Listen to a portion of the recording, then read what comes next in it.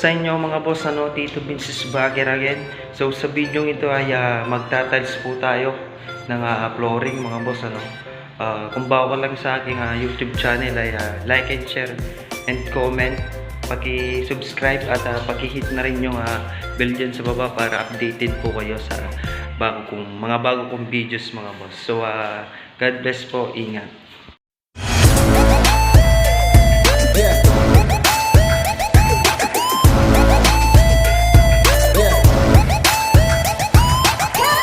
So yung mga boss, share ko lang po yung kung saan tayo kumuha ng layout mga boss. So dito tayo kumuha ng layout sa pintuan. May haba po ito na 210 cm. So bumaba po tayo dito ng 1 cm.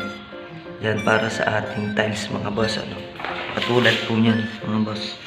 Yan 1 cm po siya. Para po saktuhan lang po na yung ating layout dito sa tiles mga boss. So yan mga boss, share ko lang. Trabaho na po muna tayo.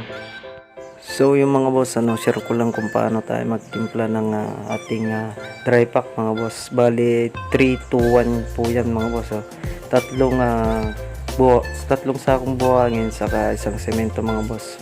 Depende yan sa ganda ng klase ng ating buhangin mga boss. So nilalagyan ko muna ng tubig para po ma-absorb ng buhangin. Yan boss, at saka ko inahalo-halo. Pagkatapos yan boss, pag natansya ko na yung tamang timplada, ilalagay ko na po yung semento para po hindi po siya mamumuo or yung tinatawag na mamumuo siya na pagkatagalan naninigas mga boss. Pagka ganyan po pantay po yung pagkakahalo po natin ng ating dry pack mga boss. Yan po. Kapag po kapain nyo mga boss, kapain natin kung maganda po yung yan katulad yan mga boss. Okay.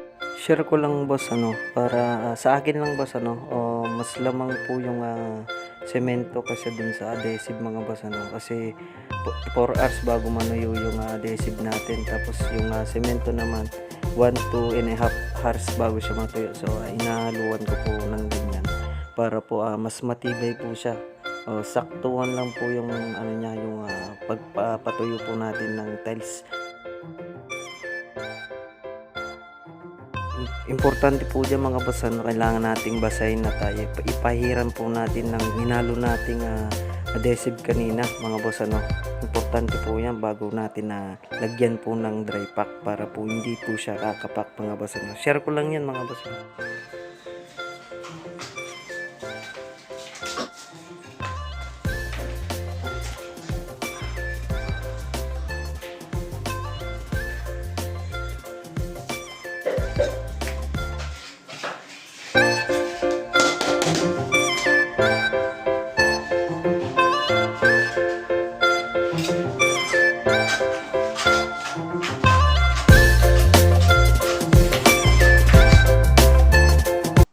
So yung mga boss, importante po na may gamit tayo sa pagtatiles po natin ng ganyan po yung may groove para po kapag tinapal po natin yan ay lumalabas yung singaw ng hangin sa loob para di po siya kakapak mga.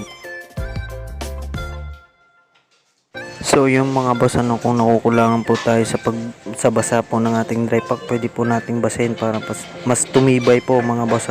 Tapos gumamit po tayo ng nibil par. Importante po yan sa pagtatiles mga boss.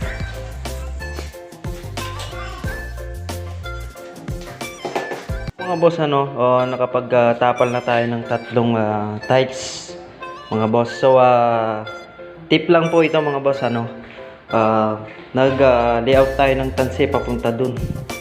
Yan boss. Tapos magle-lay tayo papunta naman dun mga boss. Tapos palabas tayo mga boss. Kung tinuloy natin to, kung nagtapal ulit tayo dito papunta dun boss, ko-corner na tayo dun. Hindi na natin matatapos, baka bukas pa natin tatapalan ulit. So tip ko lang po ay kumuha po tayo dun. Yan, palabas po tayo para po hindi po tayo corner, para po bukas zero na po. Yung mga boss, tip lang po yun.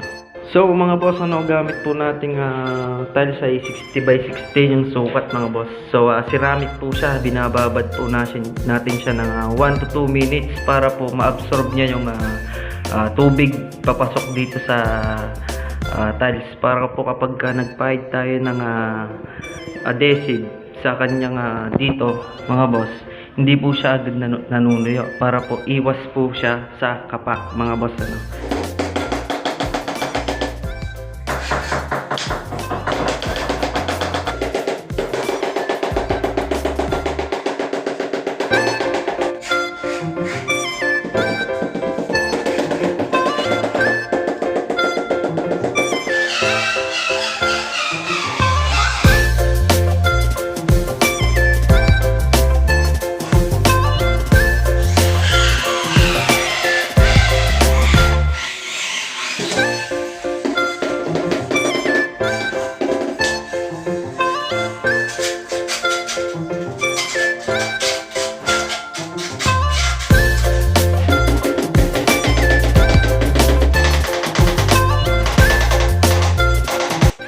So yung guys, good morning. Day 2 na po tayo. So zero na po guys.